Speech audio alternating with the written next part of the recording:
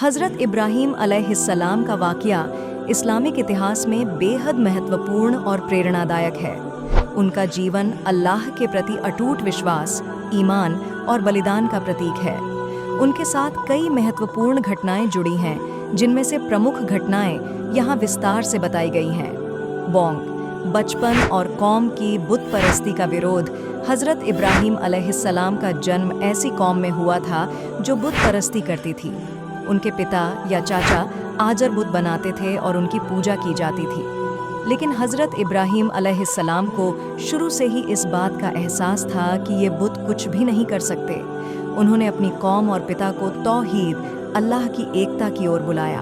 उनके विरोध के बावजूद कौम अपने बुतों की पूजा से पीछे नहीं हटी। एक दिन जब पूरा नगर त्योहार के लिए बाहर गया, हज़रत इब्राहीम अलैहिस्सलाम मंदिर में गए और सभी बुतों को तोड़ डाला, सिवाय सबसे बड़े बुत के। उन्होंने उसकी गर्दन पर कुल्हाड़ी टांग दी। जब लोग लौटे तो उन्होंने देखा कि बुत टूटे हुए हैं और इब्राहीम अलैहिस्सलाम से पूछा गया, यह किसने किया? उन्होंने जवाब दिया, बड़े बुत से पूछो, शायद उसने किया हो। लोग समझ गए कि ये बुत कुछ नहीं कर सकते, लेकिन फिर भी गुस्से में आकर हज़रत इब्राहीम अलैहिस्सलाम को सज़ा देने का हुक्म दिया गया। 2. अल्लाह पर विश्वास और आग में फेंके जाने का वाक़या। हज़रत इब्राहीम अलैहिस्सलाम को सज़ा के तौर पर आग में डालने का हुक्म दिया गया। नमरूद ने एक विशाल आग तैयार करवाई, जो इतनी बड़ी और भयानक थी कि लोग उसके पास नहीं जा सकते थे। उन्हें एक बड़ी मचान से फेंका गया, लेकिन अल्लाह ने अपनी कुदरत दिखाई। कुरान में इसका जिक्र है, हमने कहा, ऐ आग ठंडी हो जा और सलामती बन जा इब्राहीम के लिए। सूरह अल-अंबिया। अल्लाह के हुक्म से आग ठंडी हो गई और हज़रत इब्राहीम अलैहिस्सलाम को कोई नुकसान नहीं पहुंचा। यह घटना इस बात की गवाही देती है कि जब इंसान का विश्वास अल्लाह पर पूरा हो तो दुनिया की कोई ताकत उसे नुकसान नहीं पहुंचा सकती। 3. नमरूद के साथ बहस।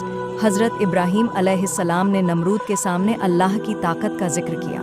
नमरूद ने खुद को खुदा समझते हुए कहा, मैं भी जीवन और मृत्यु दे सकता हूँ।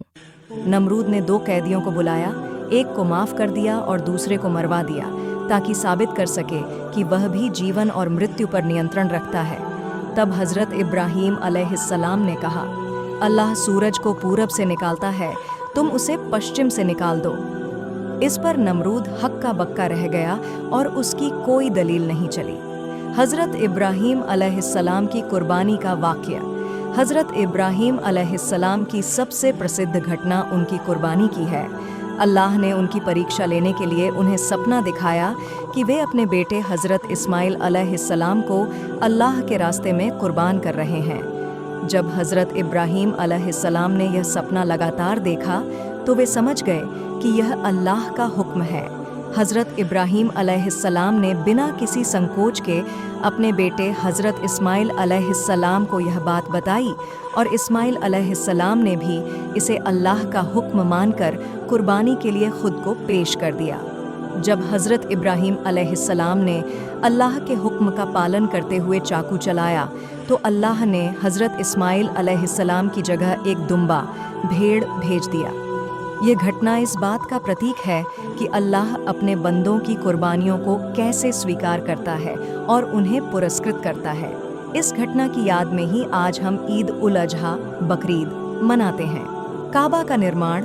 अल्लाह के हुक्म से हज़रत इब्राहीम अलैहिस्सलाम और हज़रत इस्माइल अलैहिस्सलाम ने मिलकर काबा का निर्माण किया। यह वह जगह है जहां मुसलमान आज भी हज और उम्रा के लिए जाते हैं और काबा की तवाफ़ करते हैं। काबा का निर्माण करते समय हज़रत इब्राहीम अलैहिस्सलाम ने अल्लाह से दुआ की, ऐ हमारे रब, हमारी यह सेवा स्वीकार कर, निस्संदेह तू ही सब कुछ सुनने और जानने वाला है। सूरह अल-बकरा सबक। हज़रत इब्राहीम अलैहिस्सलाम का जीवन अल्लाह के प्रति अटूट ईमान, सब्र और बलिदान का बेहतरीन उदाहरण है। उनके हर वाक़ये से हमें यह सीखने को मिलता है कि जब इंसान अल्लाह पर पूरा भरोसा करता है तो दुनिया की कोई ताकत उसे नुकसान नहीं पहुंचा सकती। उनका जीवन इस बात का प्रमाण है कि हर मुश्किल हालात में भी अगर हम अल्लाह की ओर रुजू करें तो वह हमें अपनी रहमत से नवाजता है।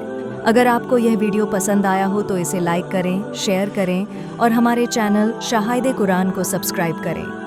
अल्लाह हम सबको ईमान पर कायम रखे और हमें अपने नबियों के रास्ते पर चलने की तौफीक दे। जज़ाकल्लाहु खैरन। अस्सलामु अलैकुम वरहमतुल्लाहि वबरकातुहू।